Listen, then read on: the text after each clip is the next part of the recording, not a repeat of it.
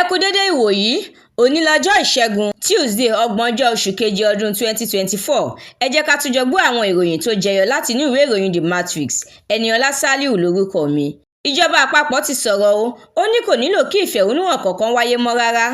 Lábẹ́ rẹ̀, ó ní ọ̀pọ̀lọpọ̀ àwọn nǹkan tí àwọn ènìyàn fẹ́ ṣe ìfẹ̀hónúhàn lé lórí làwọn ti gbé ìgbésẹ̀ lórí ẹ̀. Ọ̀gá àgbà ọlọ́pàá ti padà sọ̀rọ̀.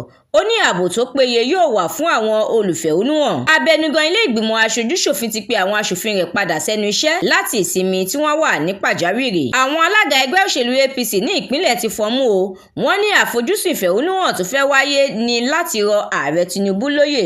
Ààrẹ Tinubu ti pa á láṣẹ fún iléeṣẹ́ NNPC láti máa ta epo rọ̀bì fún àwọn iléeṣẹ́ ìfọpo Dangote àtàwọn míì ní náírà. Lábẹ́ rẹ̀, ilé ìfowópamọ́ Afrexim àtàwọn míì ni yóò ṣàmójútó ìdúnàdúrà àti káràkátà ọ̀hún láàrin Dangote, NNPCL àtàwọn míì. Nígbẹ̀yìngbẹ́yín, ààrẹ Tinubu ti buwọ́lu ẹgbẹ̀rún lọ́nà 70 náírà fún sísan gẹ́gẹ́ bí owó oṣù òṣìṣẹ́ tó kéré jùlọ láti àsìkò yìí lọ.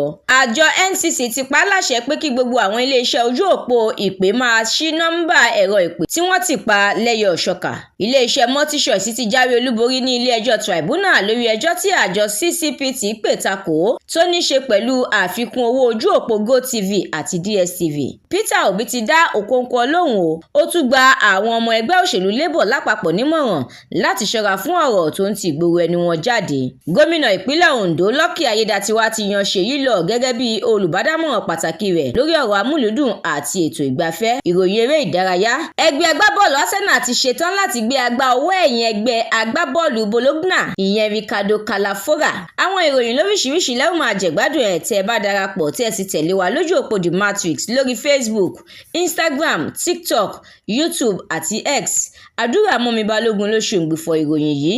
Ẹniọlá Sálíù lórúkọ mi.